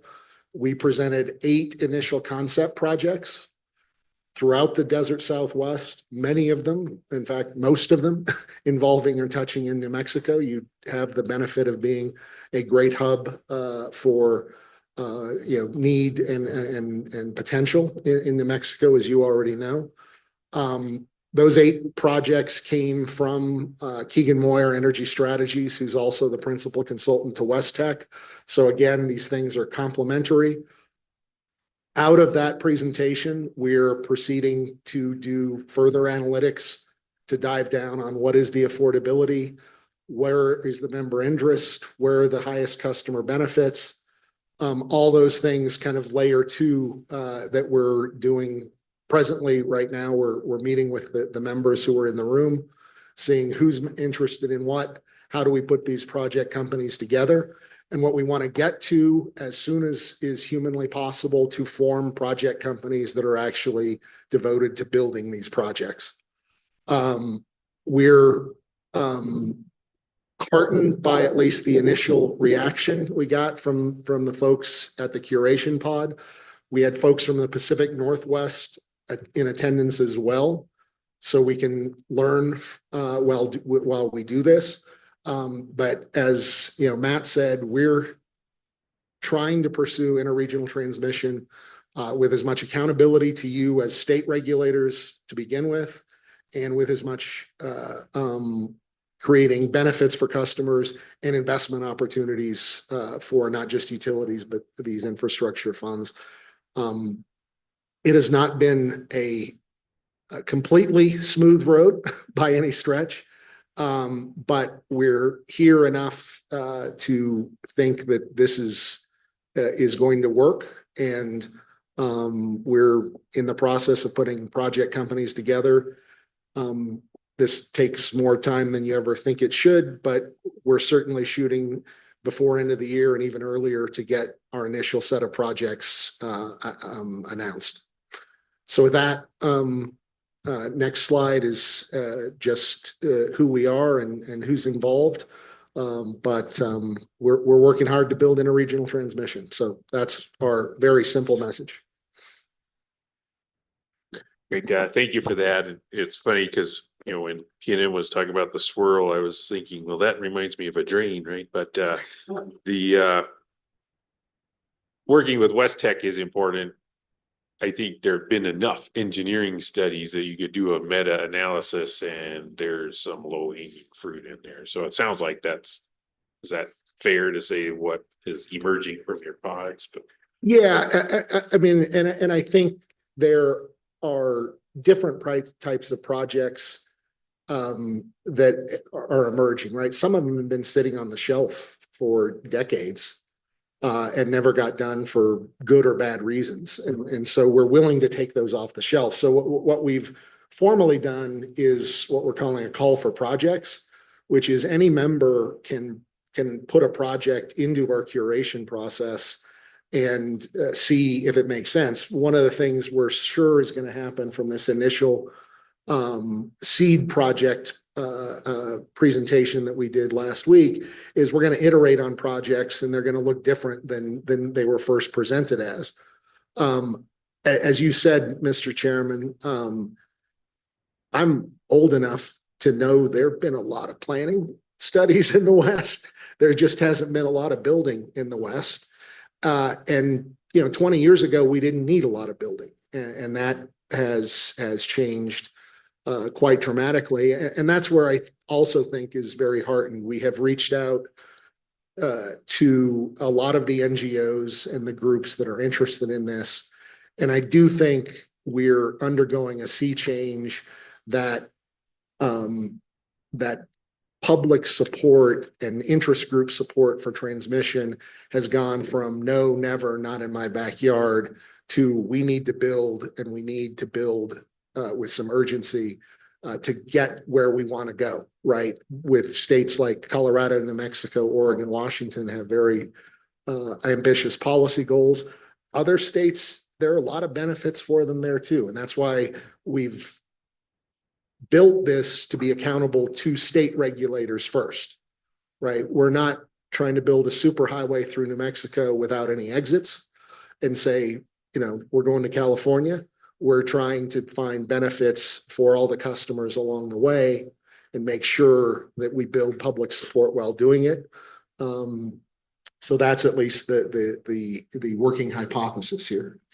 Yeah, and I think the other thing that was, apparent even in our initial, curation meeting on Friday is as we started looking at these seed projects, because of the collaborative structure, having the different companies in the room, all of whom have done a lot of work in this area, there's a great opportunity to, number one, assess, are we looking at a project that's got some, infeasibility issue with it that based on intelligence or work that one of the other entities has done.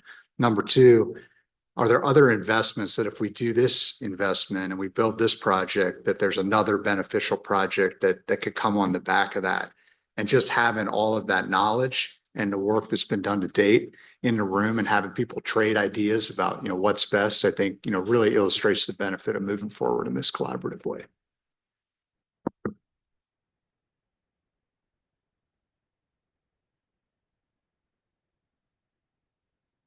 Thank you for the update and the presentation. I just want to clarify kind of the idea here is, are you creating a developer or who? Yeah, maybe if you could start with that. Sure, I can start with that one. So let's take an example project. Project A is identified as a seed project. There's three entities that are interested in it, 2 load serving entities, 1 independent transmission company. From there, we have a series of stage gates that each project goes through. And the final stage gate is really focused on, heavy due diligence, but also project company formation. So those entities would form a project company at that stage, not unlike how a power generator would be structured. And within that, the entities have the flexibility among themselves to determine, okay, who's taking the lead as the project developer, who's putting the early risk capital out there, all of those different things. So there's no template for every single project company in terms of how everything is divvied up. And I think that, comes back to having the different risk appetites together. Maybe an independent transmission company is willing to take some of the upfront, and then, they take a risk adjusted equity position in the project. All of those things are possible. And I think we can kind of meld them to the specific nature of each project, if that helps address the question. Yes, that does help. So you can have different project companies that come out of different potential transmission lines. And then it sounds like, you talked about a cost benefit analysis, and you talked about considering affordability, but it seems like there might not be like an ex ante cost allocation method, right? It's more open and. Yeah, no, yes, Commissioner, that's right. One of the things that we would identify as, why Order 1000 hasn't exactly blossomed in the West, to be nice about it, is if you predefine cost allocation too rigidly, the winners know who they are, the losers know who they are, and you all of a sudden get gridlock. We have been working and talking with Maury Galbraith, who's led CREPC back in the day, knows more about cost allocation than Matt and I certainly do put together. And what we're calling it is benefits-based cost allocation. And as you know, as regulators, right, joint and common cost problems are really hard to solve, and they can never be solved with 100% perfection.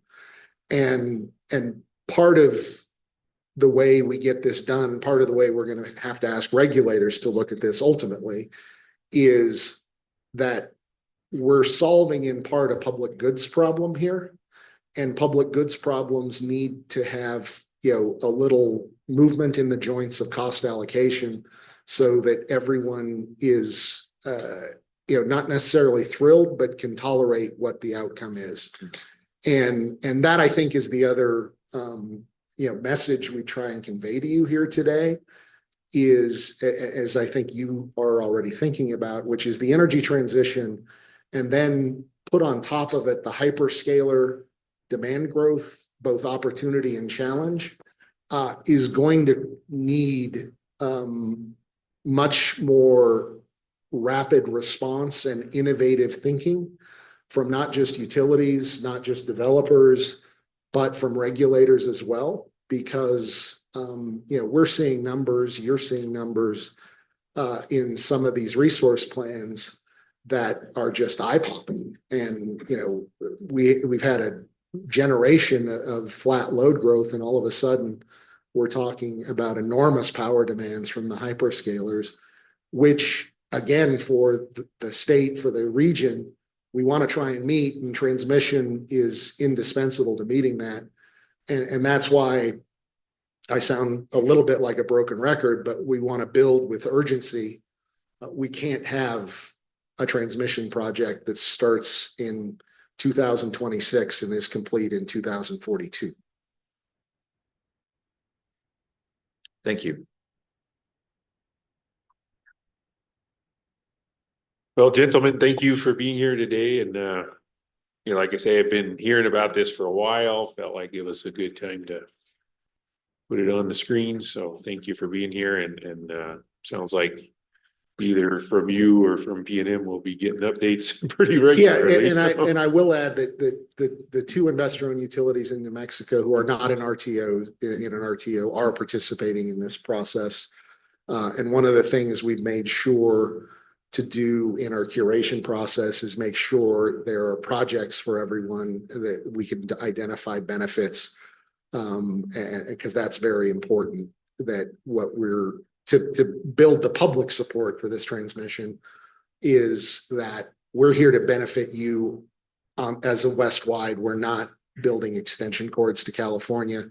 We're building things that benefit the customers across the West. Great, thank you. Great to hear. All right, I think we'll move on. Thanks. Thank you. So our next agenda item is communications with Chief of Staff. You've been getting out of these by going to the legislature, but you're here, so. Good morning, commissioners. Just barely. Short update today. Just wanted to raise your awareness about some changes that are coming down from the state personnel office. They, pursuant to the study that they did last year about state employees, they are implementing a new job architecture change. So right now we have about 120-ish job categories within the state. They are reducing those to 30 or roughly 30. We don't know what that's going to look like yet for us or for other members of state service. So all of those details are currently being worked out. We anticipate this is going to look something like what happened with the attorneys pay band, and something that happened with the engineers. And that was the attorneys had 4 different classifications of attorneys, attorney 1, 2, 3, and 4. They squished all of those into a single pay band and made the end or the bottom and the top much bigger. So the bottom of the attorney 1 suddenly became the bottom level or pay of attorney generally, and the top of attorney 4 suddenly became the top of the single pay band. So now you had attorneys that were fresh out of law school in the same pay band as attorneys that were practicing for 30 years. We think that's what it's going to look like for this consolidation of the 120-ish pay bands. We don't know yet. That's all being worked out, and we're waiting for information from SPO. Our HR department has done a fabulous job of being proactive and is reaching out regularly to the state personnel office to figure out what this is going to look like for us, and we will have an opportunity to work through issues or concerns that we have. We're fully aware, at least clearly on our side, how unique this agency is. There's not any other agencies, I would say, that has the same kind of professional requirements across the whole agency. So we're waiting and seeing what that looks like for us. Couple of things that it'll mean for our employees is that the midpoint will become much less important because you're now going to be measuring yourself against people who have vastly more or less experience than you. So we'll wait and see how that turns out. Good news is no one will be getting a pay decrease because of this. So that's not on the table. And we will have an all hands session to roll out details when we do have the details. But as of yet, almost without exception, all the information I have, now you have.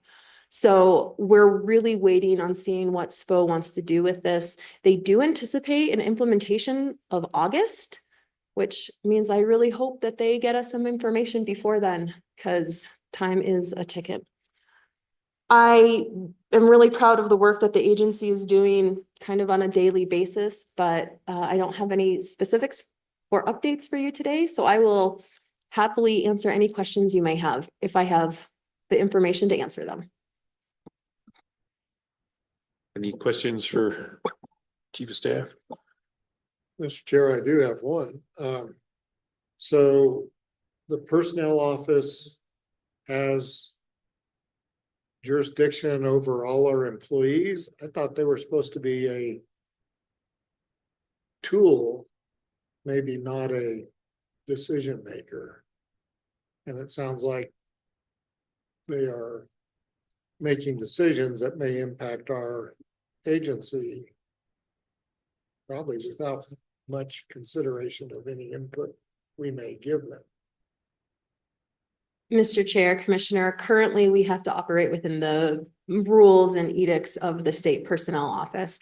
Our employees, per statute, the classified employees are subject to the State Personnel Act.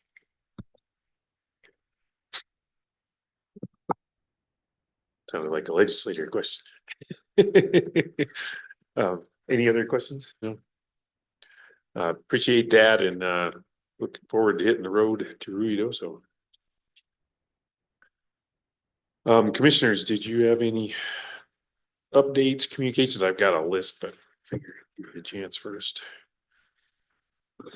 Mr. Chair, just want to, I guess, publicly announce that I've gone through new commissioner training now and got to meet with fellow commissioners from across the nation who are in similar situations, and was somewhat pleased to find out that I'm not the only one that feels like they're drinking out of a fire hose.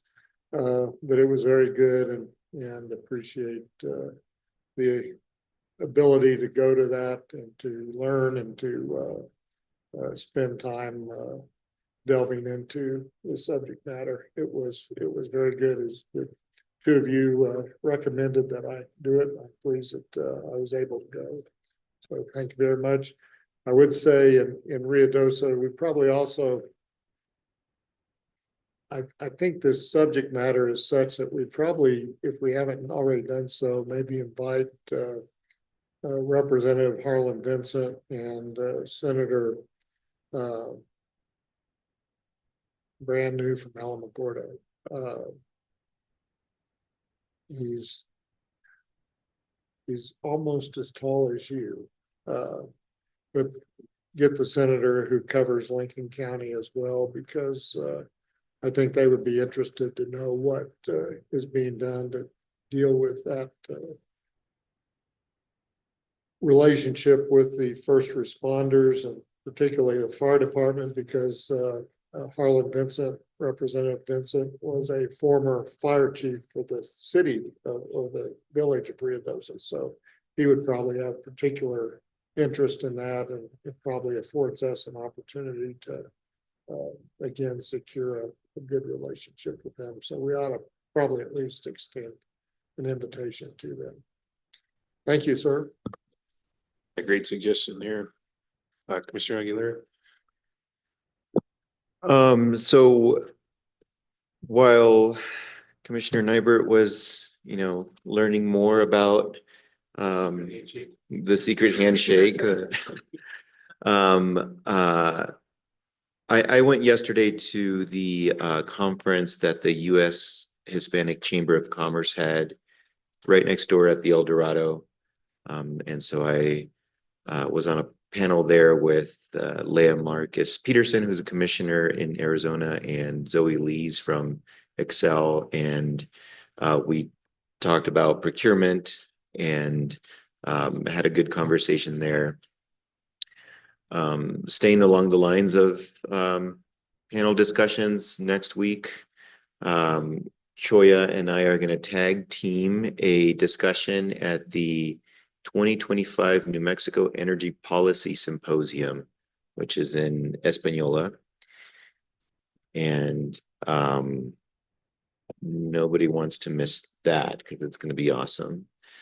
And then aside from Ruidoso, I also have a trip planned to Phoenix to the American Clean Power Conference that they have, which I understand is enormous, like 8,000, 13,000 people is kind of a range that I heard, and I've never been to a conference that big. So it sounds overwhelming, but I'll be there, and I'll be talking about interregional transmission. And so that's timely that we got this presentation today.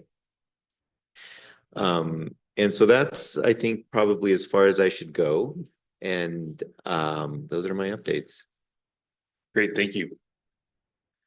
And then, while Commissioner Nybert was at new commissioner training, I was sitting in the room right next door. The NARUC had convened the Chairs Council, and I guess that's the first time that had happened, or last time it happened was before COVID or something like that. But they had 25 commission chairs from around the country in the same room, and so a lot of good ideas shared, and found out that our situation where we deliberate in public, we're not unique there. Like Wisconsin does that too. So there are other models of how we do our business that I wasn't aware of. So that's the kind of thing I learned there.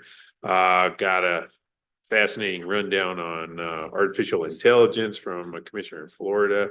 So it's great that we started in October with the buyer beware piece of AI, but I think the other side of that is the tools are out there and they're growing in ways that you can summarize or compare and contrast things very quickly.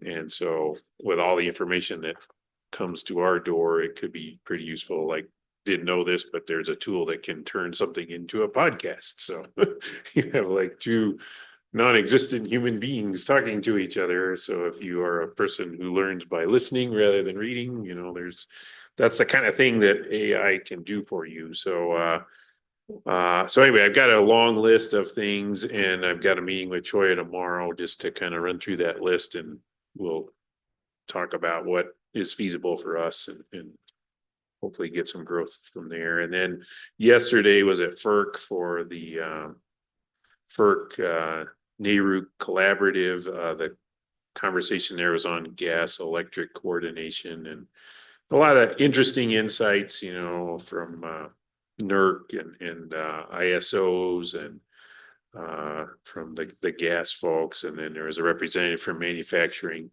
So it was a good discussion. Don't know what will come out of that next, but then that group is supposed to meet next at the NARUC meeting in Boston. So if that happens, I'll let you know. And then going forward next week, out of the office, also starting in Omaha, there's a regional state committee meeting of Southwest Power Pool. It's shaping up to be a meeting where the RSC votes on more things than any other meeting it's ever voted on. It's kind of a everything, everywhere, all at once meeting. A lot of things just coming to a head that need to be addressed. A lot of it boils down to just problems processing generator interconnection queues and getting transmission built, right? So a lot of the things that are getting voted on, that's kind of the root cause there. And then, well, we got Lori here. If you haven't talked to Aubrey Johnson in a while, MISO's supposedly made a leap forward in processing generation interconnection queues. SPP hopefully is going to do that too, which will address the problem you've been talking about, Commissioner Nybert. But meantime, we're going to vote on lots of things on Monday. Like they call it the GIQ, which in my head, I always think, oh, gastrointestinal. And so want to not be the John Wayne GIQ, which is where we're at right now. And then after that, I'm going to go to it's a very interesting opportunity to go to the United Kingdom. The concept is that the United Kingdom electric grid right now is currently the most advanced in integrating demand flexibility. And so that's helpful for states like New Mexico, where we've got the grid modernization law, we've got transportation electrification plans. So going there just to hear lessons learned, and as you talked about transmission, the focus is try to have cost conscious approaches, what should be prioritized over what and what can unlock other things. And so that's the goal. Going to be meeting with a lot of grid operators there, Ofgem, NESO, the National Grid, UK Power Networks. And then there'll also be some utilities and some technology deployment teams. So a lot of traveling next week, but hopefully I'll have a lot of good stuff to bring back on how a system that's kind of supposedly a leader on this grid modernization and advancing technology to create a clean energy grid is going, and know what to be aware of if you're trying to do that cost consciously. So as I warned Lori before the meeting, incoming commissioner who knows very little but enough to be dangerous, coming your way in 2 weeks here. So looking forward to that trip. And I think that's it for me. So, and then we'll go to Rio Doso. So when I get back from Rio Doso, I'm looking forward to becoming my dog's best friend again. So. Is there anything else for the good of the order? I have one thing, and you might have already mentioned this, but we also have a workshop next week on wildfire mitigation. That's right. And so just wanted to put in a plug for that. It's next Thursday. Yeah, thank you for reminding me of that. I screwed up by not doing that. That's the first in a series, and we will be here on Thursday. And ironically, one of the people who's been helping behind the scenes with pulling that together is Jay Griffin, former commissioner from Hawaii, and he's going to be in the UK with me. So we'll both be watching that on the playback, and glad that's happening, getting that moving too. So anything else? Nope. Then seeing no objection, we are adjourned.